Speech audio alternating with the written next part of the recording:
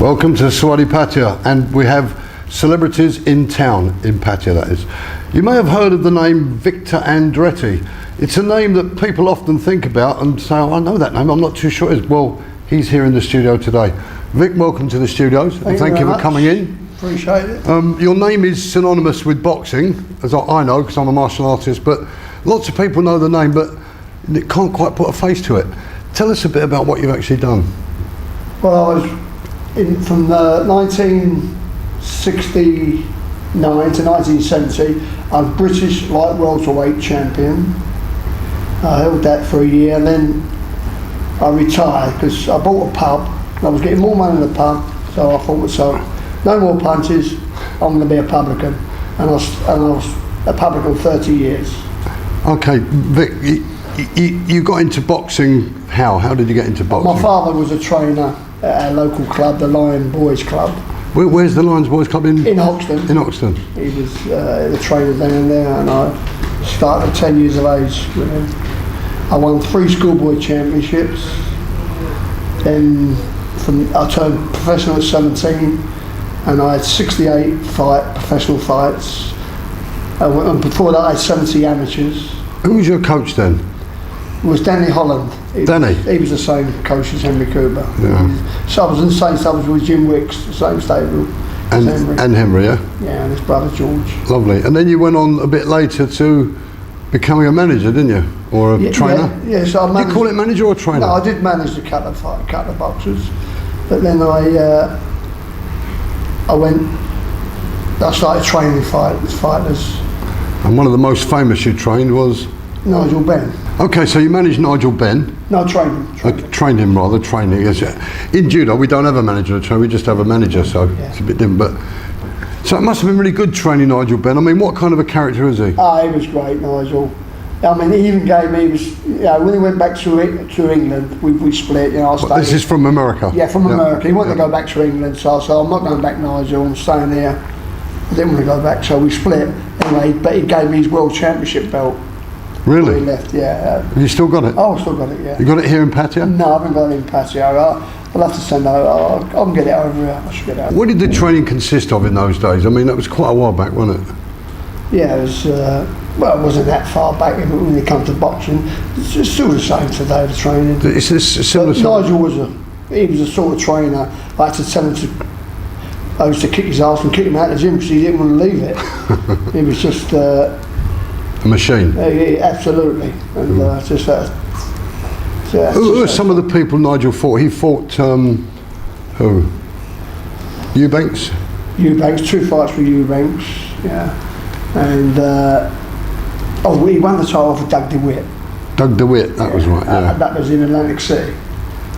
And that was when he won the world title with Doug DeWitt, yeah. Doug DeWitt, yeah. And you were still training him then, were you? Oh yeah, that's what I took him to the title then, yeah. Really. So what brings you to Pattaya? Well, I lost my wife 6 months ago, and I wasn't very happy in England. I was still training. I was working with the Chesney amateur boxing club. I was working down there, but I've lived in Florida for 20 years. And I couldn't stand the cold anymore, and the last winter was really bad, and so I thought I'm not going to have another winter like that. So I wanted to go. And my friend Peanuts, he's lived out here for 10 years now. Lots of people know that name here in Pattaya. Yeah, I was trying to get in contact with him. I thought I wish I could find him. Anyway, because I didn't think he was here. And next thing you know, the telephone went, and my daughter-in-law said, "Peanuts is here, I said, "Where?" She said, "In London." So next day, he phoned me up, and we've been together ever since. Got together. I booked a flight, came back with him, even let me stay with him. He showed me all the roads, showed me where to go, who to see and that. And that was a couple of months ago, was it? Yeah, that was in February. That was September. I went home 3 weeks, I came back October. Well, it happens to a lot of people here in Pattaya, the same sort of thing. So, and what do you think of Pattaya? It's great. I'll tell you what won it for me. I got lost one night. I was out with a friend. I got lost. I didn't know where I was. I didn't know where I lived or anything. I had no money on me. Anyway, this is the truth. Anyway, so I found a tourist police station. So I walked in there and I said to him, listen, I'm English, I've got no money, I don't know where I live. So I said, don't worry. The fellow was English, I got talking to him, and he'd done a couple of years in college in Wimbledon. So he knew his way about. Anyway, in the end, he said, when he said, where will we live? John Tien Plaza. John Tien Plaza. So he said, that's it, that's where I live. Okay, so what they done, he said, hang on for 5 minutes. Next thing you know, a police car came, took me all the way home, right to where my friend Peanuts lived, right to his apartment. It's very much like that And here. I've never forgot that. No, it's very much like that here. I mean, it's very, very friendly. Everyone's very friendly, aren't they? Oh, the people are wonderful. You planning on spending a lot of time here from now on, are you? I'm not going back anymore to England. I'm staying. This is it. So what are you going to do? Have you got hobbies now? Or are you going to go back into coaching and training? Yes, I want to work. There's a few people I've been talking to. You know, I want to get back into the boxing with the amateurs and the kids. Just keep, with the kids and that. That's what I'd like to do. Yeah, here in Pattaya, yeah? Yeah, that's what I'd like to do. And what about hobbies? What hobbies have you got? Do you like playing golf or anything like that? Any particular? No, I used to play tennis 3 times a week when I was in London. In Florida, I play every day in Florida. I play tennis. But at the moment, I'm trying to get my friend Peanuts fit. I have to get up, and drag him out of bed, and take for a 2-mile walk. Oh, that's lovely. But he's feeling much better for it. He's a new man now, so he's doing well. Now, I heard a little rumour that you trained a couple of other really famous people, film stars. Tell us about that. Oh, Mickey Rourke. I trained Mickey Rourke. He was a great character. He was quite a character, wasn't he? Oh, absolutely. And quite a boxer, I understand. He was tough, Mickey. He could have a fight. He knew how to fight. But he lost more fights than he won, I heard. Yeah. Is that right? Oh, I don't think he did. No. No. But he never made it to the top, did he? No, well, he was more interested to the acting part of it. He knew his limitations. Mick, he was no dummy. He knew he was a better actor than what he was fighter. He knew that, but he tried hard. We used to.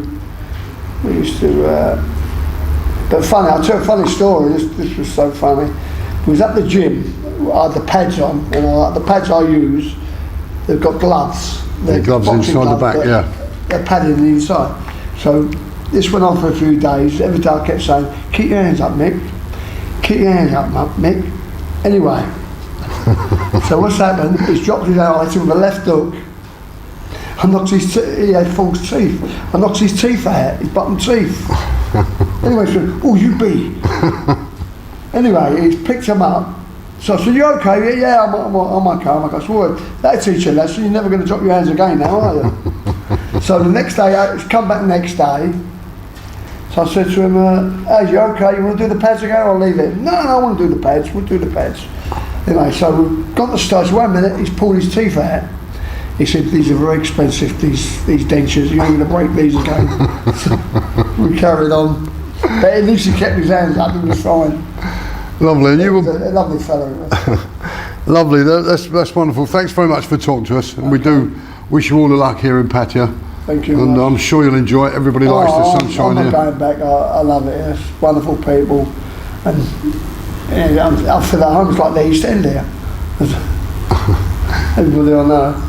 Lovely, Victor Andreeti. Thank you very much for coming into the studio. Thank you.